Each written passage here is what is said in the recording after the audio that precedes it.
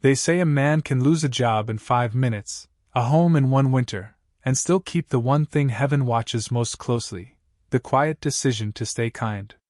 Caleb Whitaker learned that on the first Friday of December, when the snow began falling over Pine Hollow in slow white sheets, and the foreman at Miller Creek Timber handed him a cardboard box instead of his paycheck.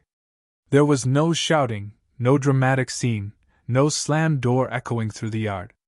Just the tired hum of saws behind him, the smell of fresh-cut pine in the air, and a man in a clean jacket telling him the company had to make changes before Christmas. Caleb stood there in his work boots, broad shoulders squared under a faded canvas coat, his pale face roughened by cold wind and too many sleepless nights, his short brown hair touched with gray at the temples. He nodded once because that was what old training had taught him to do when something inside wanted to break. Accept the order. Keep breathing. Move your feet. In the box were a pair of leather gloves, a dented thermos, a folded photo of him and Ranger beside a river in Wyoming, and a silver dollar his grandfather had once called lucky. It did not feel lucky now. Across the gravel lot, Ranger sat in the passenger seat of Caleb's old blue Ford, a 6-year-old German shepherd with dark saddle markings, tan legs, sharp ears, and amber eyes that missed nothing.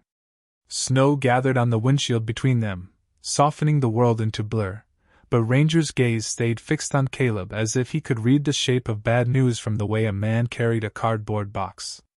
Caleb opened the truck door, set the box behind the seat, and stood there for a moment with one hand on the frame. His final check would barely cover gas, dog food, and 2 nights at the cheapest motel off Route 19. After that, there would be the truck, the winter, and whatever mercy the road felt like offering. Ranger leaned forward and pressed his muzzle into Caleb's palm. Not excited. Not worried. Just steady. Caleb let out a small breath that fogged in front of him. Yeah, boy, he murmured. I know. We still got each other. The words sounded plain, almost foolish against the size of the silence, but they were true enough to stand on. Caleb climbed in and turned the key. The engine coughed twice before catching, rattling through the dashboard like an old man clearing his throat. Beyond the timberyard fence, Pine Hollow was beginning to disappear behind snow. The town had one main street, one diner with a red neon sign, one church whose bell rang a little late every hour, and the kind of windows that glowed gold at dusk, making a drifting man feel both comforted and unwelcome. Caleb drove slowly past the diner without stopping. He could almost smell coffee and bacon grease through the glass. Inside, men from the mill sat shoulder to shoulder, laughing too loudly, pretending not to look at the truck. He did not blame them. Hard times made people careful with kindness, as if generosity were a jar of coins that might run out before spring. The road out of town bent toward the North Ridge, where the forest thickened and the cell signal died in patches. Caleb followed it because driving felt better than sitting still. He had spent years in the Army Corps of Engineers building temporary bridges over washed-out roads, repairing shelters after storms, making broken places useful again. People had once called him dependable. A man who knew how to make a path where there was none. But coming home had been different. Nobody warned him that the hardest ruins were the quiet ones. The rooms that felt too small. The nights that stretched too long. The mornings when a man woke with work to do and still felt like he had been left behind by his own life. Ranger knew those mornings. The dog knew when Caleb's hands tightened on the wheel, when his eyes drifted toward memories no one else could see. Without fail, Ranger would shift closer, rest his chin on Caleb's knee, or tap one paw against the floorboard, reminding him of the present in the simple language of breath and warmth. By late afternoon, the snow had thickened, turning the pines silver and muffling the road beneath the tires. Caleb pulled under the covered side lot of a small white church just outside town, the kind with a wooden cross, a bulletin board missing half its letters, and a single porch light glowing above the steps. He parked there because the roof kept snow off the windshield and because churches usually waited until morning before asking a man to move along. The cab grew colder after he cut the engine. Ranger circled once on the seat, then settled with his head high, ears listening to the hush beyond the glass. Caleb took out his wallet and counted what was left: $43, a gas card with maybe $6 on it, and a motel receipt he should not have kept. He stared at the bills for a long time, not because the math was difficult, but because it was too simple. Then came the knock on the driver's window. Caleb turned sharply, his body reacting before his mind could. An older man stood outside beneath a black umbrella dusted with snow, wearing a brown overcoat and wire-rimmed glasses. His face was narrow, serious, and not unkind. Ranger rose at once, silent but alert. Caleb lowered the window a few inches. Cold air slipped in. "Mr. Whitaker?" the man asked. Caleb studied him. "Depends who's asking." "Harold Vance. Attorney here in Pine Hollow. I apologize for approaching you like this, but I was told I might find you near the church or the North Road." Caleb said nothing. He had learned that silence often made people explain themselves. Harold reached carefully into his coat and held up an ivory envelope sealed in plastic against the snow. "I have a letter for you from Mrs. Eleanor Briggs." At the sound of that name, Caleb's guarded expression shifted. Eleanor Briggs lived, or had lived, in a white farmhouse 3 miles past the old covered bridge. A widow in her 80s, small as a bird, stubborn as a fence post. Last January, Caleb had found her trying to carry split wood from her shed after an ice storm. He spent 3 afternoons stacking firewood, patching a loose gutter, and fixing the latch on her back gate. When she tried to pay him, he refused. He remembered saying, "Ma'am, nobody should be cold alone." Then he had driven away and thought little more of it, except sometimes in the way a warm kitchen stayed in a man's memory. Harold's voice softened. "Mrs. Briggs passed peacefully last week. She left instructions that this be delivered to you personally." Caleb opened the door and stepped down into the snow. Ranger moved behind him, close to his leg. The envelope felt heavier than paper should. Inside was a handwritten letter, the script delicate but steady. Caleb read it beneath the church porch light, while snow gathered on his sleeves. Eleanor wrote that kindness offered without witness is the kind most likely to reach God's desk. She wrote that her husband, Thomas, had believed the same thing before the old trouble took him away from the life they had planned. She wrote that Caleb had reminded her of men who did right when doing wrong would have been easier. And then, in the final lines, she left him Black Pine Cabin, 40 acres of timberland, and everything hidden beneath its roof, its stones, and its silence. Caleb read the sentence twice. Then a third time. Ranger looked up at him, ears forward, as if listening not to the paper but to something far beyond it, something waiting under snow, under wood, under 50 years of forgotten earth. Caleb did not speak for a while after finishing the letter. The snow kept falling between him and Harold Vance, softening the edges of the church steps, the truck hood, the old road that ran north into the trees. It was the kind of snow that made the world seem forgiven, even when a man did not know how to forgive himself. Ranger stood beside him with his body angled toward the forest, his dark ears high, his amber eyes fixed on the ridge beyond town. Harold watched the dog for a moment, then looked back at Caleb as if he, too, felt that something had shifted in the air. "Mrs. Briggs was very specific," Harold said quietly. "She wanted you to have the key before the first deep freeze settled in." Caleb folded the letter with careful hands. "Why me?" Harold breathed out through his nose, and the little cloud of air drifted sideways in the porch light. "She said you were the first person in years who helped her without looking past her. That was her phrase." Caleb lowered his eyes. Compliments had always made him uneasy, especially the kind that reached into places he kept boarded up. "I stacked some wood. Fixed the gate." "Sometimes," Harold said, "people remember small things because no one else offered them." From his coat pocket, the lawyer took out a brass key on a ring darkened by age. A small metal tag hung from it, stamped with 2 words, Black Pine. Caleb closed his fingers around it. The key was cold at first, then slowly warmed in his palm, as if it had been waiting for a living hand. Harold explained the basics in his steady courthouse voice. The cabin sat 12 miles north of Pine Hollow, past Sawgrass Creek and up an old Forest Service lane. The land was legal, paid for, and recorded under Eleanor's name. Taxes were modest. The structure was old but standing. There was a wood stove, a hand pump, a stone cellar, and likely more dust than comfort. Caleb listened, but only parts of the words reached him. Cabin. 40 acres. Everything hidden beneath its roof, its stones, and its silence. That last line kept moving through his mind like a match flame in a dark room. Was she talking about something specific? Caleb asked. Harold's expression changed just enough to reveal that he had wondered the same thing. Eleanor was private. Her husband, Thomas Briggs, had been the same way. Good people, both of them, though Thomas disappeared from public life long before I opened my practice. There were old disagreements in the county back then. Timber rights, boundary lines, families losing land they thought was theirs. Folks stopped talking about it after a while. He glanced toward the road.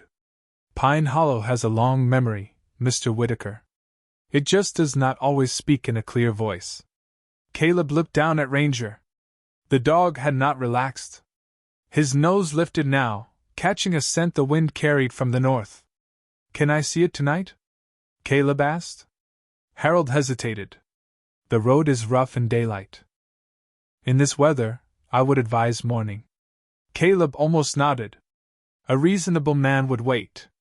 A reasonable man would keep the truck under the church roof, wrap himself in his coat, feed the dog, and let morning bring whatever it wanted.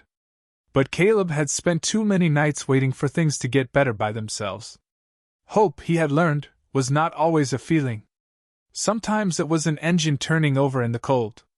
I appreciate the advice, he said. But I do not have anywhere else to be. Harold studied him, then gave a slow nod and drew a folded map from inside the envelope sleeve. Then follow the state road 4 miles past the bridge.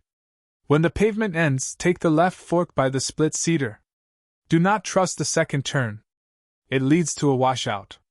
He paused, eyes softening. And Mr. Whitaker, Eleanor believed that dog of yours mattered to this. Ranger gave one quiet huff, as if he had understood his name, and found the statement acceptable. 10 minutes later, Caleb's truck rolled out from beneath the church awning and climbed toward the northern ridge. The heater blew more noise than warmth. The wipers dragged snow from the windshield in tired half-circles. In the passenger seat, Ranger sat upright, not sleeping, not shifting, simply watching the dark forest gather around them. Pine Hollow vanished behind a curtain of white. The last street lamp disappeared. Then the only light came from the headlights, pushing a narrow tunnel through the storm. The road curved past frozen pasture land, abandoned fence posts, and dark barns crouched under snow.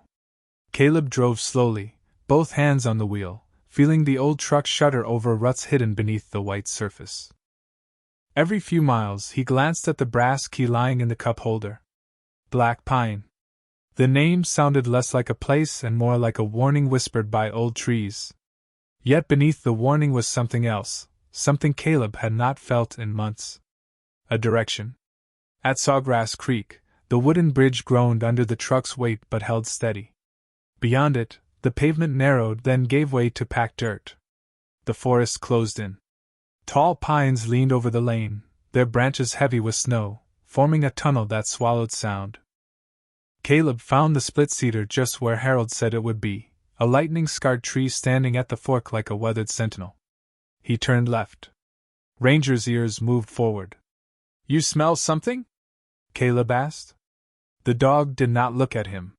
He kept staring through the windshield, body still, breath fogging the glass in small clouds. The lane climbed for another mile, rougher now, until the headlights swept across a rusted chain hanging loose between 2 posts. Caleb stopped, stepped out, and lifted the chain aside. The cold entered his coat at once, sharp and clean, carrying the scent of pine resin, snow, and old earth. Somewhere in the woods, a branch released its burden of snow with a soft thump.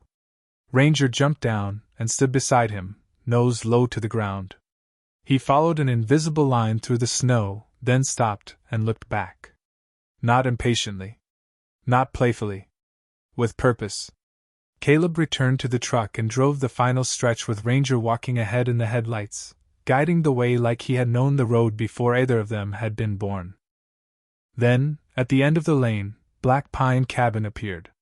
It sat in a small clearing beneath towering trees, its roof bowed under snow, its porch sagging slightly, its windows dark and watchful. The logs had weathered to a deep gray, and the stone chimney rose along one side like the spine of some sleeping creature. A single rocking chair stood on the porch facing the woods, untouched except for a thin white cover of snow. Caleb cut the engine. Silence rushed in so completely that he heard the tick of cooling metal beneath the hood. For a long moment, he did not move. The cabin was not grand. It was not the miracle a desperate man might imagine when he heard the word inherited. But it was real. 4 walls. A roof. A door that might open to him. Ranger stepped onto the porch first. His paws made soft prints across the snow. At the door, he paused, lowered his head, and sniffed along the threshold. Then he turned to Caleb and gave one low, quiet sound from deep in his chest. Caleb took the brass key from his pocket. His fingers trembled, though not from the cold. The lock resisted at first, stiff with age, then turned with a dull click that seemed too loud in the clearing. The door opened inward. Air drifted out, dry and still, carrying the scent of cedar, ashes, dust, and something faintly sweet, like lavender pressed between old pages. Caleb crossed the threshold with Ranger at his side. The beam of his flashlight moved over a stone fireplace, a small table with one uneven leg, shelves lined with jars, a faded green curtain, and a chair near the window positioned as though someone had once sat there waiting for the road to bring an answer. The cabin felt empty, but not abandoned. That was the first thing Caleb noticed. Abandoned places pushed people away. This place seemed to hold its breath. Ranger walked slowly across the floorboards, nose working, claws clicking softly. Caleb set his box on the table. The sound echoed more than it should have. He turned toward the fireplace, where a row of smooth river stones framed the hearth. Above it hung a black and white photograph of a young couple standing beside the same cabin in springtime. Eleanor, perhaps 20 years old, smiling beneath a scarf. Beside her stood Thomas Briggs, tall and lean, one hand resting on a shovel, his gaze fixed not on the camera but on the ground near his feet. Caleb leaned closer. In the lower corner of the photograph, half hidden by grass, sat a German shepherd. Ranger suddenly stopped moving. His head lifted. His ears locked forward. Caleb heard nothing at first. Only the wind pressing gently against the walls. Then Ranger stepped to the center of the room, lowered one ear to the floorboards, and became completely still. Caleb's breath slowed. The dog raised his paw and tapped the wood 3 times. Once. Twice. 3 times. Beneath the cabin, so faint Caleb almost missed it, something answered with a thin metallic sound from below. Caleb stood frozen in the center of the cabin, one hand still holding the flashlight, the other slowly curling at his side as if his body remembered old habits before his mind gave permission. Ranger did not move. The German shepherd kept one ear pressed against the floorboards, his amber eyes open and focused, his breath slow enough to fog the wood beneath his muzzle. For several seconds the cabin held a silence so complete that Caleb could hear the snow sliding in tiny whispers from the pine branches outside. Then the sound came again. A faint tap from below, not loud, not urgent, but clear enough to pass through 50 years of dust and timber. Caleb swallowed and lowered himself to one knee.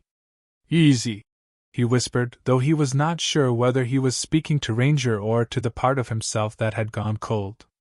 He placed his palm flat on the floor where Ranger had tapped. At first he felt only old pine, rough and dry beneath his skin. Then, beneath that, something thinner than sound moved upward, a small tremor, like a spoon touching the inside of a metal cup far underground. Caleb closed his eyes. In another life, he had been trained to listen through ruin, to tell the difference between settling stone, shifting pipes, and a sign that something had been waiting to be found. But this was no collapsed building, no emergency, no chaos calling for command. This was an old cabin in a snowy forest, breathing quietly around him. And still, the rhythm was there. 3 soft taps, then a pause. Ranger lifted his head and looked toward the fireplace. Caleb followed his gaze. The row of river stones around the hearth caught the flashlight beam, smooth gray backs gleaming under soot. Above them, the photograph of Eleanor and Thomas Briggs seemed to watch from its nail. Caleb stood and moved closer. The young Thomas in the picture held a shovel, but his eyes were fixed downward at the same corner of the room where Ranger now stood. Caleb took the photo carefully from the wall. Dust marked the wood in a clean rectangle behind it. On the back, written in faded pencil, were 5 words, "When winter listens, begin here." Caleb read the line twice, feeling the small hairs rise along his arms. He turned the photograph toward Ranger. "Looks like she knew you were coming, boy." Ranger gave a quiet whine and stepped toward the hearth, nose tracing the seam between stone and floor. Caleb set the photograph on the table, then searched the cabin for tools. In a corner near the back door he found an old iron poker, a hand broom, a rusted pry bar, and a small hatchet with a cracked handle. He chose the pry bar and returned to the fireplace. "We go slow," he said. It was a habit, talking to Ranger as if the dog were a partner on a job site. In truth, he was. Ranger sat beside him, alert, while Caleb brushed soot and dust from the hearthstones. One stone at the far left looked no different from the rest, but when Caleb pressed the pry bar under its edge, it shifted with a soft scrape. Not loose from age. Placed that way on purpose. He worked carefully, easing it upward inch by inch until it came free in his hands. Beneath it was a narrow space, just wide enough for a tin tube wrapped in oilcloth. Caleb stared at it for a moment before reaching in. The cloth crackled as he unfolded it, stiff with cold and time. Inside the tube was a rolled map, a brass key smaller than the one to the cabin door, and a strip of yellowed paper tied with black thread. Caleb opened the paper first. The handwriting matched Eleanor's letter, though this message was shorter, shakier, as if written by someone who had carried the words too long. It read, "If Ranger hears what Thomas buried, follow the cedar before the first thaw." Caleb sat back on his heels. The name struck him harder than he expected. Eleanor had not written "if a dog hears." She had written Ranger. His dog. The one sitting beside him now, head tilted, ears forward, as if his name in the old note did not surprise him at all. Caleb unfolded the map on the floor. It showed Black Pine Cabin drawn in careful lines, the creek behind it, the slope beyond the woodpile, and a large cedar marked with a circle. 3 small symbols had been added near the tree, a key, a shovel, and a paw print. Caleb looked toward the window. Night pressed against the glass. Snow still fell, though more softly now.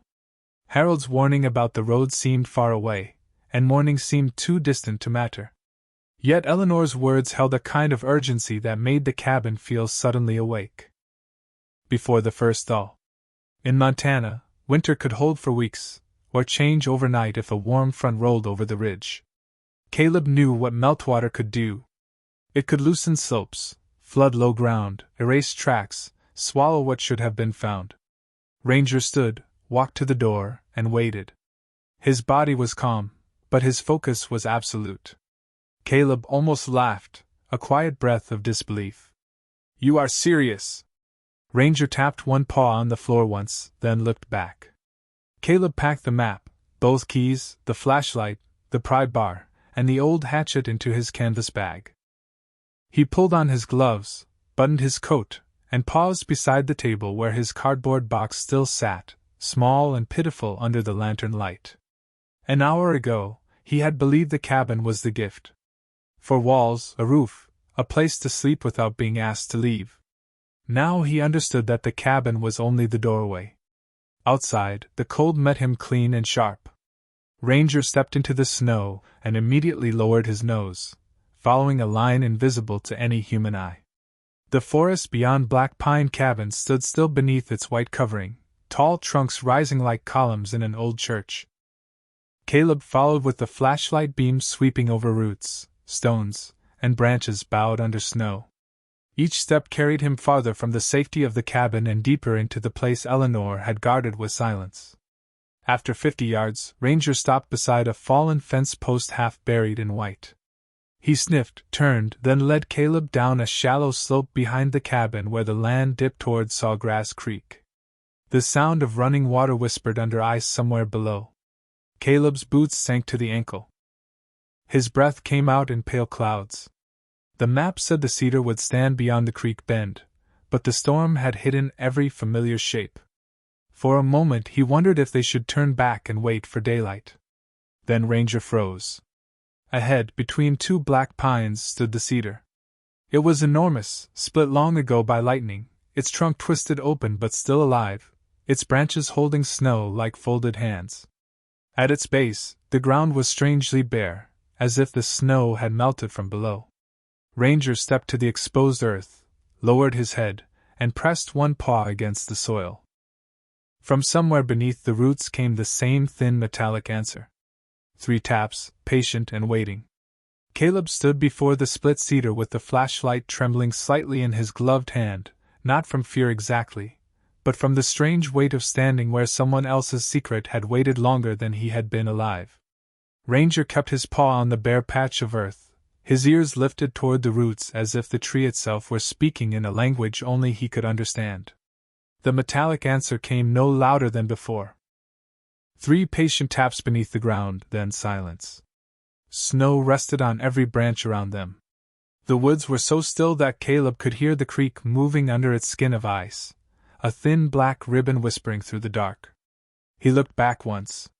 Black Pine Cabin glowed faintly through the trees, one window catching the lantern light he had left burning inside. For the first time since losing his job, since counting $43 under the church awning, Caleb felt that the night was not closing around him. It was opening. He unfolded Eleanor's map and held it under the flashlight beam. The cedar was marked with the circle, and beside it, Thomas Briggs had drawn a narrow crescent shape with tiny lines radiating outward, like roots wrapped around a buried moon. Caleb crouched beside Ranger and brushed away loose pine needles. The soil beneath was dark and damp, warmer than it should have been in December. "All right," he murmured. "Let us see what they trusted us with." Ranger stepped back but stayed close, watching the surrounding woods with the solemn attention of a guard at a quiet gate. Caleb used the old hatchet first, not swinging it, only scraping and loosening the top layer of earth. Then he worked with the small folding shovel from his truck kit, digging carefully around the roots. Every few inches he stopped to listen. The tapping did not return, but the ground seemed to hold a faint hollow breath beneath it. After 10 minutes, the shovel struck something solid with a low ring. Caleb froze. Ranger gave one soft whine. Caleb cleared more soil with his hands, his gloves darkening with wet earth. A curved edge appeared, then another, until the beam revealed a round iron hatch nearly 3 feet across, hidden beneath soil and roots as if the cedar had grown around it on purpose. The metal was black with age, but not ruined. In the center was a small keyhole, narrow and clean under a cap of packed mud. Caleb sat back on his heels, breathing hard in the cold. The hatch did not look like treasure. It looked like a promise someone had refused to let the years erase. He pulled the smaller brass key from his pocket. It was no longer cold. Somehow, warmed by his hand, it seemed almost alive. He cleaned the keyhole with the edge of a twig, then slid the key in. For a moment, nothing happened. The lock resisted with the stubbornness of long silence. Caleb closed his eyes and thought of Eleanor in her farmhouse, writing his name with careful fingers. He thought of Thomas Briggs in the faded photograph, eyes fixed on the ground, knowing he might not be the one to finish what he had begun. He turned the key again, slower this time. A soft click rose from the hatch. Ranger stepped forward, then stopped, tail low, alert but calm. Caleb gripped the iron ring and pulled. The hatch was heavy, sealed by time and frozen earth, and for several seconds it did not move at all. He shifted his stance, planted his boots against the roots, and pulled again with the kind of steady strength that came from years of lifting beams, hauling cable, and refusing to quit before the work was done. The seal finally broke with a sigh, not dramatic, not loud, more like an old chest exhaling after a lifetime in an attic. Damp air rose from below, cool and mineral-rich, carrying the scent of stone, paper, cedar oil, and something faintly metallic. Caleb shone the flashlight into the opening. A narrow ladder descended into darkness, its rungs bolted into a stone wall. The light reached only 10 feet before disappearing. Ranger approached the edge, sniffed once, then looked up at Caleb. No warning growl. No fear. Only expectation. Caleb secured the hatch with a fallen branch so it would not close, then tied one end of his rope to the cedar trunk and clipped the other to his belt. Old habits again. Check the anchor. Test the weight. Keep one hand free. Stay close, he said, though Ranger needed no telling. Caleb lowered himself onto the ladder. The metal rungs were cold but firm. Step by step, he descended beneath the roots, the forest shrinking above him into a round window of snow and black branches. Ranger waited at the top until Caleb reached the bottom, then gave a soft bark that echoed down the shaft like a question. I am all right, Caleb called. His voice returned to him changed by the stone. The chamber below was small, no bigger than a one-car garage, but carefully built. The walls were lined with flat fieldstone. Wooden shelves stood along one side, sagging under metal boxes, oilskin bundles, and glass jars sealed with wax. A narrow worktable sat in the center. On it rested an old lantern, a ledger book, a reel-to-reel tape case, and a photograph frame turned face down. Caleb's flashlight moved slowly over everything, and the dust glittered in the beam like tiny stars disturbed from sleep. This was not a forgotten storage hole. This was a room made by someone who expected truth to survive him. Ranger's paws appeared on the ladder above. Caleb looked up in surprise. You sure about that? The dog answered by descending carefully, rung by rung, with the balance of an animal who had crossed worse places with absolute trust. When Ranger reached the floor, he circled once and went straight to the table. His nose hovered over the photograph frame. Caleb picked it up and turned it over. The picture showed more than 30 people standing outside the county courthouse, families in work clothes, children holding lunch pails, older men in Sunday hats, women with tired eyes and proud backs. Behind them, a banner read, Save Our Land, Pine Hollow County Meeting, 1974. Caleb stared at the faces. They were not strangers in the way old photographs are often strangers. They looked like the grandparents of people he had seen at the diner, the hardware store, the gas station. Pine Hollow was down here beneath the cedar, waiting in black and white. He opened the ledger. Names filled the pages in careful columns. Parcel numbers. Acreage. Sale amounts. Notes written beside them in Thomas Briggs's hand. Coerced. Misfiled. Boundary altered. Widow never paid. Deed replaced. Caleb felt a slow heaviness settle in his chest. Not panic. Not anger. Something deeper and quieter. Recognition. He had seen it in different forms across his life, people with little power being told that the papers were final, that the decision had already been made, that no one would listen if they tried to speak. On the far wall hung a county map covered with red thread connecting properties around Black Pine, Sawgrass Creek, and the North Ridge. At the center of it all was a company name stamped again and again on old documents, Halden Timber Trust. Caleb knew the name. Half the trucks at Miller Creek still carried the Halden logo. The same company that had just let him go before Christmas had once swallowed the land beneath Pine Hollow. Ranger sniffed at a lower shelf and nudged a tin box with his nose. Caleb opened it. Inside lay a stack of letters tied with twine and one envelope marked in Eleanor's hand, for the one who comes with the dog. Caleb stood in the cold underground room, snow falling silently above him, and understood with a certainty that felt almost holy that the inheritance had never been the cabin. It was the burden of hearing what everyone else had been taught to forget. Caleb stood with the envelope in his hand for a long moment before opening it, because some part of him understood that once the words were read, he could no longer pretend this was only an old room under a tree. Ranger sat beside the worktable, his ears steady, his body outlined in the flashlight glow like a faithful shadow carved from the dark. Above them, the winter forest remained silent, but down here every small sound carried meaning: the soft settling of paper, the faint drip of water somewhere behind stone, the slow breath Caleb released as he unfolded Eleanor's final message. The letter was written in the same careful hand, but these lines were firmer than the note hidden in the hearth, as if Eleanor had saved her strength for the truth. She wrote that Thomas Briggs built the chamber in the fall of 1974, after he realized the land records in Pine Hollow had been changed by men who smiled in public and worked in locked rooms. Families who had trusted handshakes and county stamps lost farms, timber lots, creek land, and old homesteads that had belonged to them for generations. Some were paid almost nothing. Some were told they had signed papers they had never seen. Some left town ashamed, believing they had failed their children, when in truth the failure belonged to people who had learned how to make injustice look official. Caleb read slowly, each sentence settling heavier than the last. Eleanor wrote that Thomas had gathered proof with the help of a county clerk, a schoolteacher, and a retired surveyor who still believed a line on a map should mean what it promised.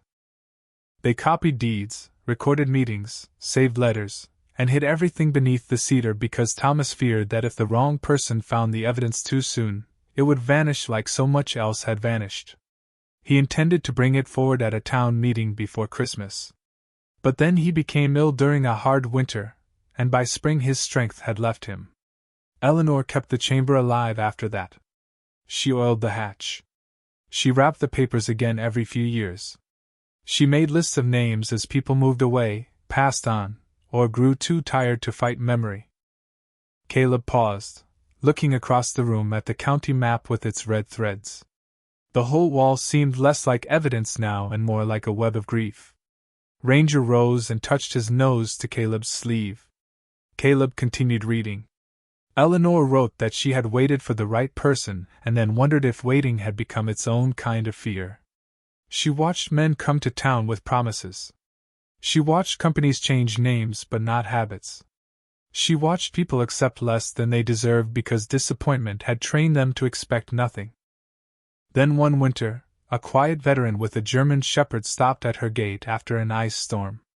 He did not ask what her land was worth. He did not ask who owned the road or whether helping would benefit him later. He simply saw an old woman standing alone in the cold and chose to make the woodpile easier to reach. Caleb's throat tightened, but he kept reading. The final lines were shorter. If you are reading this, Caleb, then Ranger heard what I prayed he would hear. Dogs know the difference between a buried thing and a forgotten thing. This was never meant to stay forgotten. Take the ledger. Take the tapes. Take the deeds. Give them to Harold Vance first, and then to the people whose names are still waiting to be spoken out loud. Do not let anger lead you. Let truth do its work. Truth walks slower than anger, but it leaves deeper tracks. Caleb lowered the letter to the table. For several seconds he could not move. The chamber seemed to widen around him, filled not with treasure but with the presence of people who had once stood in kitchens, on porches, in barns and church basements, wondering how the ground beneath their lives had been taken from them by ink. He looked down at Ranger. She really did choose us, he whispered. The dog blinked once and leaned against his leg. Caleb began packing with the care of a man handling sacred things. He placed the ledger into his canvas bag first, then the bundle of deeds, then the reel-to-reel tape case wrapped in an old wool cloth. In a metal box beneath the table he found sealed envelopes labeled by family name: Mercer, Bell, Fulton, Reyes, Wickham, Pritchard, Dawson. Some names he recognized from Pine Hollow mailboxes. Some from faded signs along roads. Others only from the diner conversations he had overheard while drinking coffee alone. Each envelope contained copies of boundary surveys, handwritten statements, and photographs of homes that no longer stood. On the back of one photo, Thomas had written, "They deserve to be remembered as owners, not trespassers." Caleb sat down on the wooden stool by the table and closed his eyes.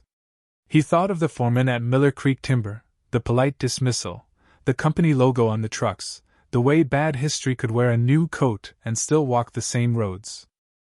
A part of him wanted to drive back before sunrise and lay every page on the hood of the first Holden truck he saw. But Eleanor's warning held him steady. Do not let anger lead you. Let truth do its work. He had learned long ago that rushing into darkness did not make light stronger. You had to carry the lantern carefully. Ranger suddenly turned toward the ladder. His ears lifted, not alarmed, but attentive. Caleb listened. At first there was only the underground quiet. Then, from far above, came the soft creak of the hatch shifting in the wind. Snow must have been gathering around the branch that held it open. Caleb checked his watch. It was nearly 2 in the morning. The storm had eased, but the temperature had dropped hard. If they waited too long, the hatch might freeze again. All right, he said softly. We take what matters most tonight. He filled his bag until the strap pulled tight across his shoulder, then secured the remaining boxes with the oilcloth exactly as he had found them.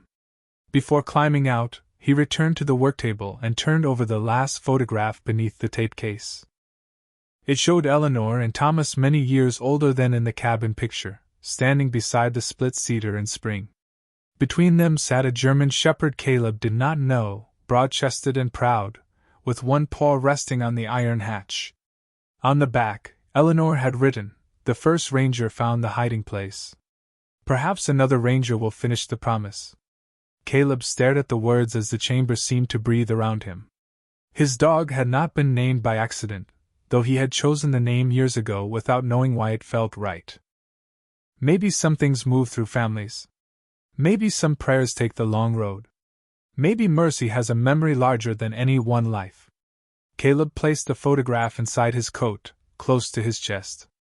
Then he climbed the ladder into the frozen night, the canvas bag heavy with papers, Ranger following behind him with patient strength.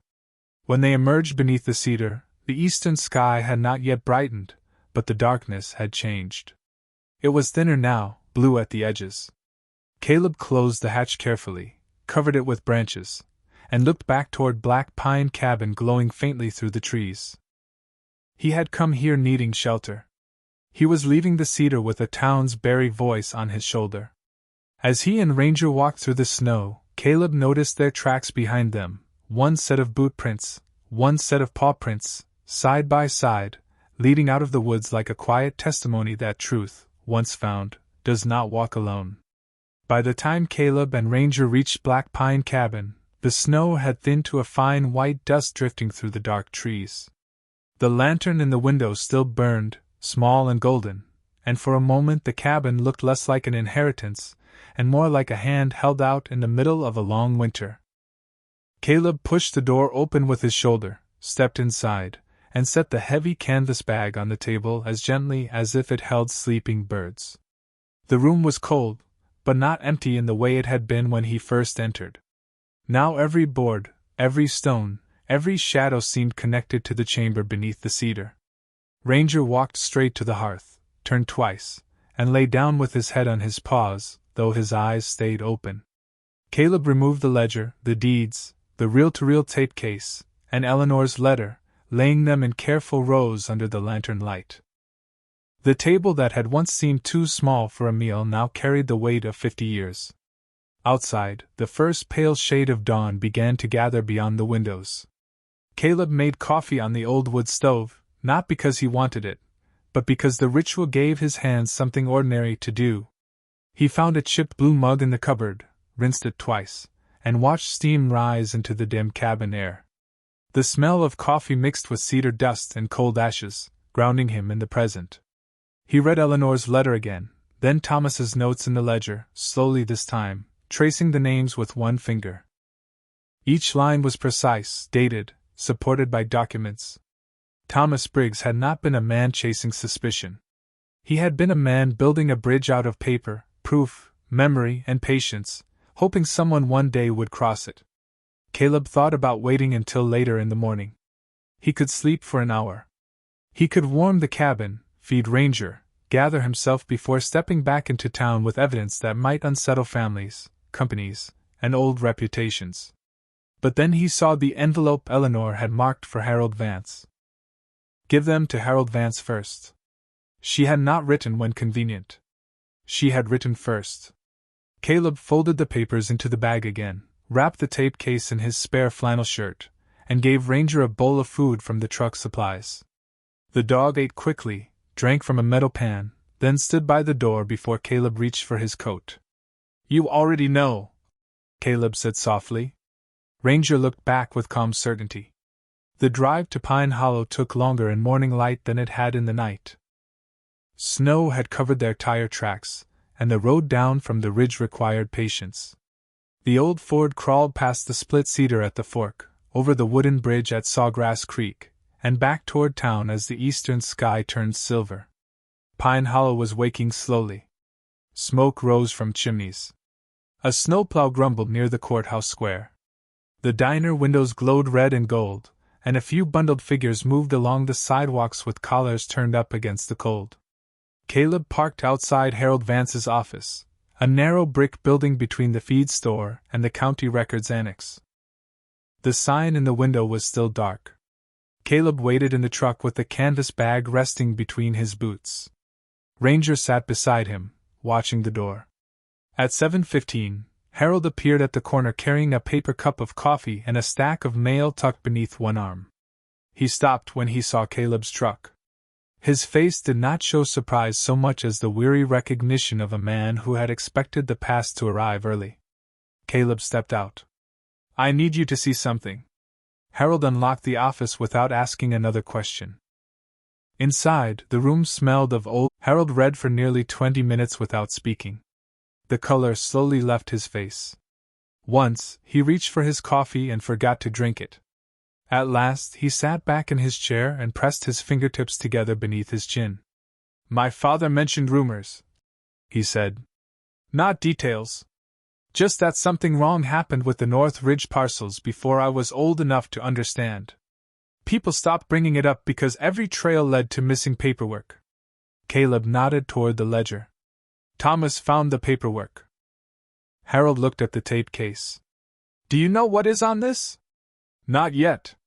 Harold stood, crossed to a cabinet, and pulled out an old reel-to-reel player under a cloth cover. "Eleanor gave this to me 10 years ago and told me not to throw it away. She said one day I might need to hear an old machine tell the truth." His voice trembled slightly on the last words. He threaded the tape with careful hands. The machine clicked, hummed, and spun. At first there was only static, then a man's voice emerged, thin with age but clear enough to fill the room. It identified dates, meetings, altered survey lines, and payments routed through names that did not belong on the deeds. Another voice asked questions. "Thomas Briggs." Calm, steady, unwilling to be rushed. Caleb listened without moving. There was no shouting on the tape, no wild confession, no dramatic threat.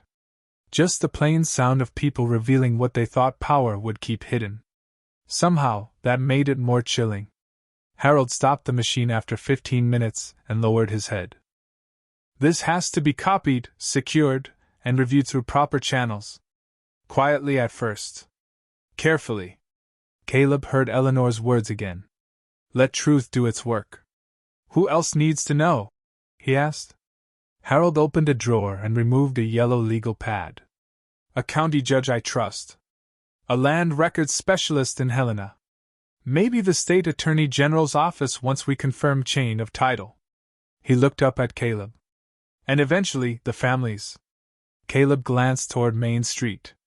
Across the road, an elderly man in a red cap was sweeping snow from the diner steps. A woman unlocked the bakery. A teenager carried bags of salt toward the hardware store. People beginning another day on land that might have been misnamed beneath their feet. "Eventually needs to be soon," Caleb said. Harold nodded. "Soon. But not careless." For the next 3 hours, they copied documents, photographed pages, sealed originals, and made phone calls from Harold's back office. Caleb watched the old lawyer change as he worked. The shock left him, replaced by purpose. He moved through files and legal references with the same discipline Caleb had once used to secure a bridge before letting people cross. Ranger remained still through all of it until Harold opened one particular envelope labeled Dawson. The dog lifted his head and gave one soft bark. Caleb turned.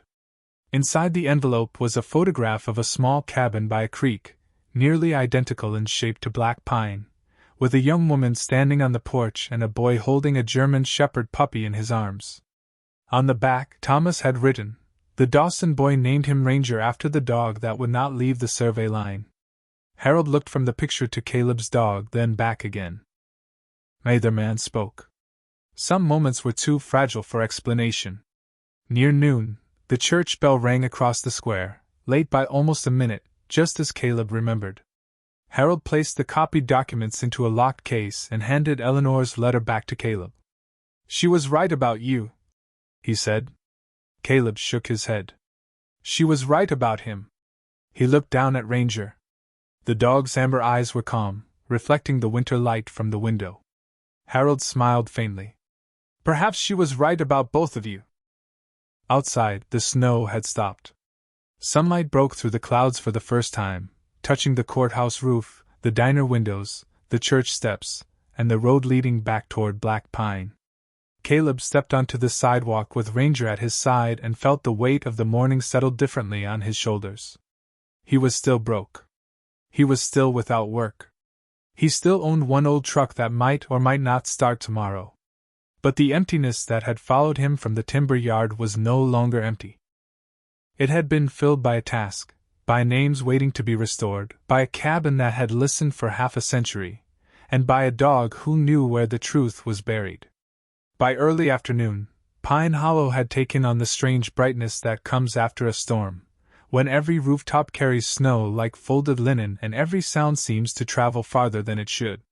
Caleb walked with Ranger along Main Street, while Harold Vance remained inside his office making careful calls to people who still believed paper could correct what paper had once wounded. The town looked ordinary from the outside. A delivery truck idled behind the grocery. The church bell rope swung gently in the tower.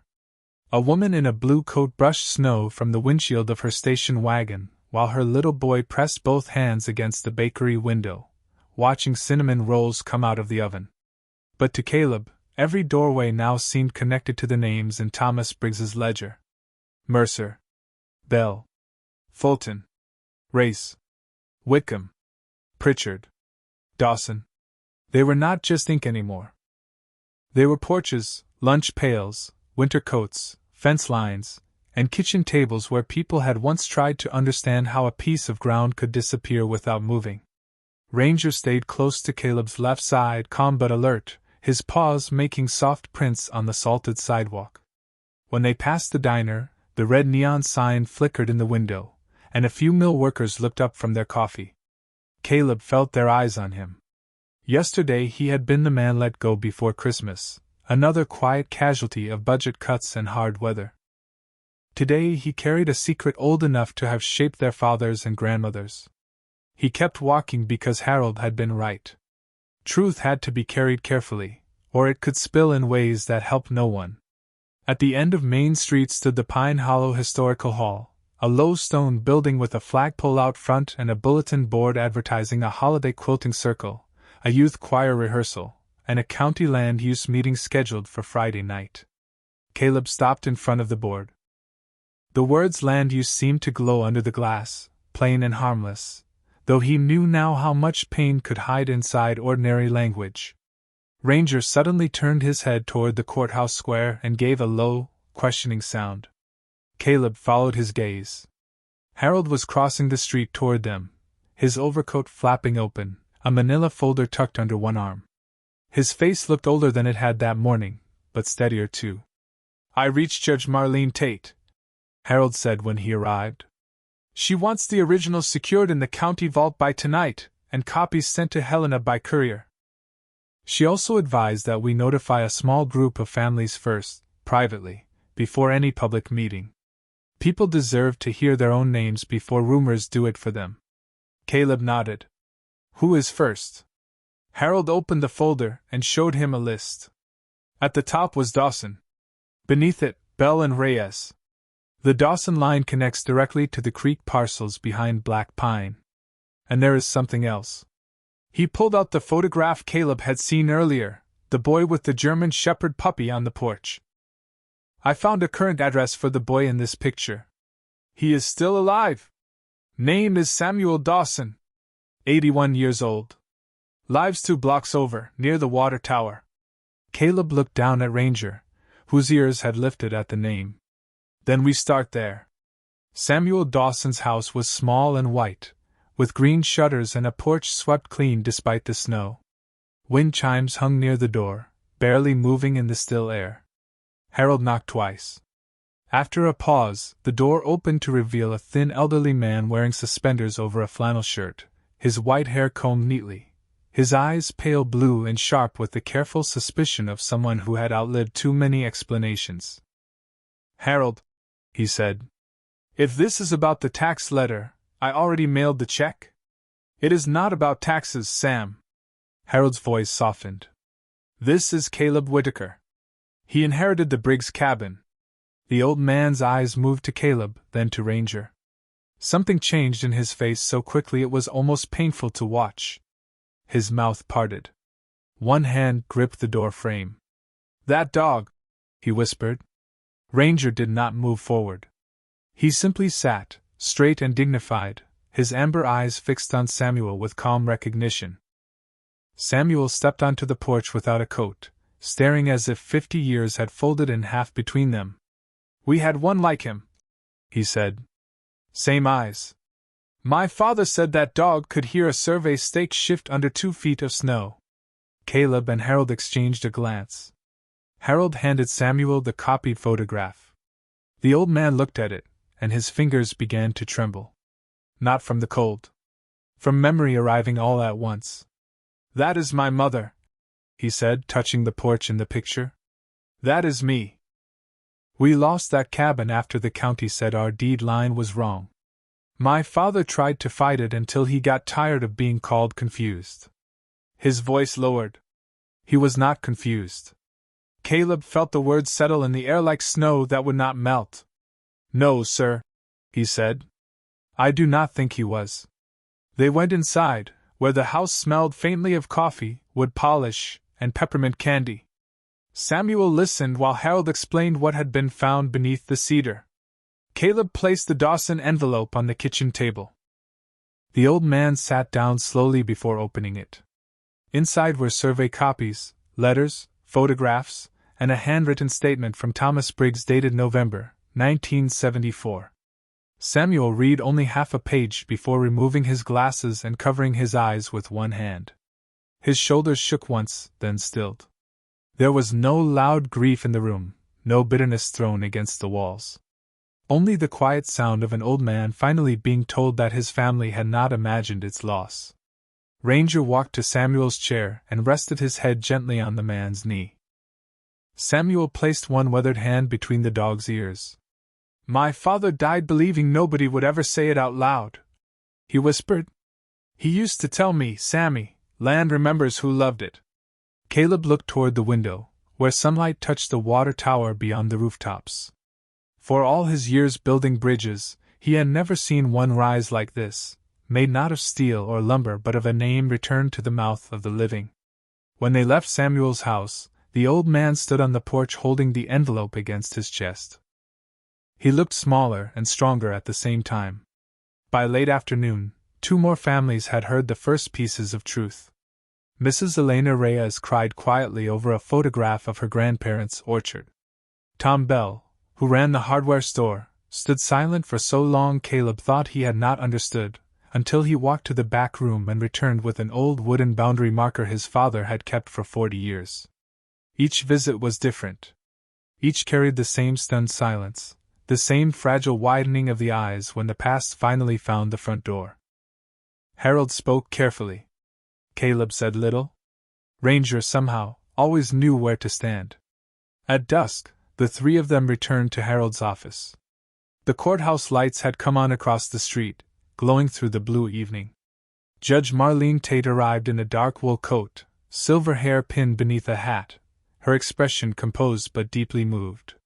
She reviewed the copies, listened to part of the tape, and then placed both hands flat on Harold's desk. "We do this properly," she said, "and we do not let it disappear again." Her words filled the office with a steadiness Caleb had not realized he needed. Harold locked the originals into a fireproof case. The judge signed a custody receipt. Caleb watched each careful step and felt Eleanor's presence in the room, not as a ghost, not as something frightening, but as the warmth of a lamp left burning for travelers. When it was done, Judge Tate looked at him. Mrs. Briggs chose well. Caleb shook his head slightly. I was just a man who showed up. The judge's eyes softened. Sometimes that is the rarest kind. Outside, night settled gently over Pine Hollow. The town square glowed under strings of white holiday lights, and snowbanks along the sidewalks sparkled like crushed glass. Caleb stood beside his truck with Ranger at his feet, looking north toward the ridge where Black Pine Cabin waited in darkness. He had thought the secret would be one discovery, one hidden room, one answer under the cedar. Now he understood that truth was not a door you opened once. It was a road. It led from house to house, from name to name, from silence into speech. Ranger leaned against his leg, warm and solid. Caleb rested a hand on the dog's head and watched his breath rise into the winter air. For the first time in a long while, he was not wondering where he would sleep or whether tomorrow would have room for him. The road had found him. And somewhere beyond the town lights, under the black pines and the listening stars, the cabin waited like a promise not yet finished. The next morning arrived clear and cold, with sunlight breaking over Pine Hollow in pale gold strips that made the courthouse windows shine like small steady fires. Caleb had slept only a few hours in the back room of Harold Vance's office, his coat folded beneath his head and Ranger stretched across the threshold, as if guarding not a man, but a purpose. At dawn, Harold woke him with coffee from the diner and a look that said the quiet part of the work was ending. By 8 o'clock, Judge Marlene Tate had secured the original documents in the county vault, copies were on their way to Helena by bonded courier, and 3 families had already confirmed pieces of Thomas Briggs's records from their own boxes of old letters, tax receipts, and photographs. The truth had begun to breathe in more than one room now. That made it stronger. It also made it harder to hide. Pine Hollow felt different as Caleb stepped out onto Main Street with Ranger at his side. Nothing obvious had changed. The bakery bell still rang when customers entered. A mail truck still rolled slowly past snowbanks. The same old men still stood outside the diner talking about tire chains and the price of heating oil. But beneath the ordinary morning ran a current Caleb could almost feel under his boots, like the faint tapping beneath the cabin floor. People were beginning to hear. Harold had arranged a private meeting for that afternoon in the historical hall, not a public spectacle, not a shouting match, only families named in the ledger, Judge Tate, a county records clerk, and a retired surveyor from Missoula who had agreed to review the maps. Caleb wanted to stay in the background. He told Harold as much while they carried document boxes through the side door of the hall. This is their history, Caleb said. Not mine. Harold paused with one hand on the doorframe. You are right. But you are part of how it found its way back. Inside the hall, folding chairs were arranged in a wide half-circle. The air smelled of floor wax, old paper, and the faint pine garlands someone had hung early for Christmas. On the far wall, a framed photograph showed Pine Hollow in 1968, before the North Ridge parcels changed hands, before families moved away, before shame and confusion settled over names that had done nothing wrong. Caleb placed the box from Black Pine on a long table. Ranger sat beside him, steady and silent. By 2 o'clock, the room was full. Not crowded, but full enough for every breath to matter. Samuel Dawson came with his envelope held flat against his chest. Elena Reyes brought a shoebox of orchard photographs tied with ribbon. Tom Bell arrived with the wooden boundary marker wrapped in a towel. Others followed, a school nurse named Linda Mercer, a young mechanic whose grandmother had been a Whitcomb, 2 sisters from out near Sawgrass Creek, and an older pastor who remembered praying with families the winter they left town but had never known the reason. Judge Tate stood at the front, not on a stage, just on the same floor as everyone else. She spoke plainly. No promises beyond what the law could support. No accusations beyond what the evidence showed. No quick miracles dressed up as certainty. But when Harold opened Thomas's ledger and began reading the names aloud, the room changed. It was not dramatic. It was deeper than drama. It was the sound of people becoming real to one another again. Dawson, parcel 17, creek frontage altered. Reyes, orchard tract, sale recorded without verified signature. Bell, north fence line moved 60 feet west. Mercer, timber access rights reassigned without notice. Whitcomb, cabin lot transferred under disputed deed. Each name landed softly, but none disappeared. Caleb stood near the back with one hand resting on Ranger's neck, watching faces shift from confusion to recognition, from recognition to grief, and from grief to something quieter and stronger. Samuel Dawson removed his cap. Elena Reyes pressed one hand over her mouth and closed her eyes. Tom Bell stared at the old boundary marker on his lap as if it had finally spoken after 40 years of silence. The retired surveyor, a gray-bearded man named Frank Ellis, unrolled the old maps beside the modern county charts. His hands moved slowly over the paper. "These lines were not accidents," he said at last. "The original markers matched the family records. The later filings moved ownership without proper support." No one shouted. No one needed to. The truth, spoken carefully, filled the hall on its own. Then Harold placed the reel-to-reel player on the table. The machine looked fragile in the bright afternoon light, almost too small for the weight it carried. He threaded the tape, pressed the button, and Thomas Briggs's voice entered the room from 50 years away. Calm. Tired. Determined. He asked questions about altered maps, missing notices, and payments routed through shell offices. Another voice answered in pieces, assuming perhaps that power would outlive memory. The families listened without moving. Caleb watched Samuel Dawson lean forward, his eyes bright, not with anger alone, but with the shock of hearing someone from the past stand up for his father. When the tape ended, the machine clicked softly, and the silence that followed seemed to hold the whole town in its hands. Judge Tate finally spoke. "This evidence will be reviewed through state channels. Land restoration is complex. Compensation is complex. But acknowledgement is not complex. What happened here was wrong, and the record will no longer pretend otherwise." Elena Reyes began to cry then, quietly, with both hands folded in her lap. Her sister put an arm around her. Across the room, Tom Bell stood and carried his boundary marker to the table. One by one, others brought what they had carried for years: photographs, tax slips, letters, prayer cards, keys to houses that no longer stood. They laid them beside Thomas's ledger like offerings. Caleb felt his chest tighten. He had expected documents to create a case. He had not expected them to create a gathering of the wounded who suddenly understood they had not been alone. Ranger rose then, without command, and walked to the table. He did not sniff the papers or disturb anything. He simply sat beside the old photograph of Eleanor and Thomas at the cedar, as if taking his place in a circle that had begun long before his lifetime. A soft murmur moved through the room. Samuel Dawson gave a small, tearful laugh. "That dog knows exactly where he belongs," he said. Caleb looked at Ranger and thought of the first ranger in the photograph, the one who had found the hiding place, and of prayers traveling through years the way roots travel through soil, unseen but patient. Near sunset, when the meeting ended, nobody rushed to leave. People stayed in small groups, speaking gently, comparing names, remembering grandparents, correcting stories that had been bent by time. Outside, the sky had turned rose and lavender over the courthouse roof. Snow along Main Street glowed with the last light.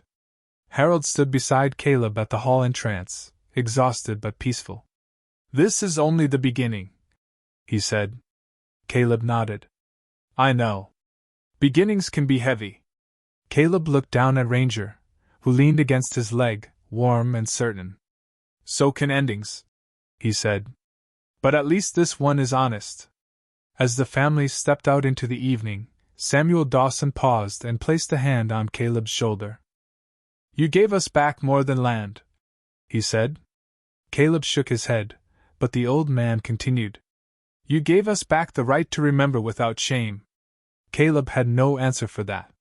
Some gratitude was too large to hold, so he simply bowed his head. Later, as he drove back toward Black Pine Cabin, the town lights faded behind him and the forest rose ahead, dark and watchful beneath the first stars. Ranger sat in the passenger seat, tired at last, his muzzle resting near the window.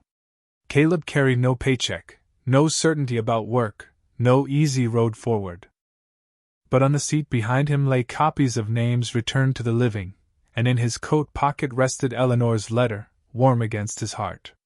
The cabin was waiting at the end of the snow-covered lane. This time, when Caleb saw its dark shape beneath the pines, he did not see a lonely shelter. He saw a place that had kept faith until someone came to listen. When Caleb reached Black Pine Cabin that night, the moon had risen above the ridge, laying silver across the snow and turning the clearing into something quiet enough to feel sacred. He parked beside the porch and sat for a moment with both hands resting on the wheel, listening to the engine tick as it cooled. Ranger did not move at first.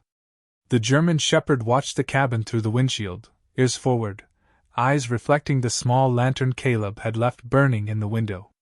The place looked different now, though nothing about its weathered logs, bowed roof, or stone chimney had changed. Yesterday, it had been a refuge given to a broke man with nowhere else to go. Tonight, it was a keeper of memory, a witness, a small wooden promise that had outlived fear. Caleb stepped out into the cold. Snow crunched beneath his boots. He opened the passenger door, and Ranger jumped down lightly, then walked to the porch ahead of him, pausing at the rocking chair that still faced the trees. Caleb brushed snow from the chair seat with one gloved hand. For a moment, he imagined Eleanor sitting there in a wool blanket, watching the woods, knowing the cedar held what her husband could not finish, wondering whether the right person would ever come before time took the last witness away. He did not know how to thank a woman who was no longer there to hear it, so he touched the back of the chair and whispered, "We are going to do our best." The words vanished into the winter air, but they did not feel lost. Inside, the cabin smelled of cooling ashes, pine boards, and the faint lavender tucked somewhere in old drawers. Caleb fed the stove until orange light opened across the hearth. Ranger circled his rug near the fireplace and settled with a tired sigh. On the table, Caleb laid out Eleanor's letter, the photograph of the first ranger, and the copy Harold had given him of the custody receipt from Judge Tate. Such plain papers, he thought, and yet they had shifted the ground beneath an entire town. He made coffee, then sat by the window while the fire found its strength. He expected relief to come all at once, but healing did not arrive like thunder. It came more like heat through cold hands, slowly, almost shyly, asking permission to stay. Over the next weeks, Pine Hollow changed in ways both visible and quiet. The State Review moved carefully, just as Harold had promised. Records were examined, maps compared, signatures verified, and old filings brought into light. Not every wrong could be repaired in the same way. Some land had passed through too many hands. Some cabins were gone.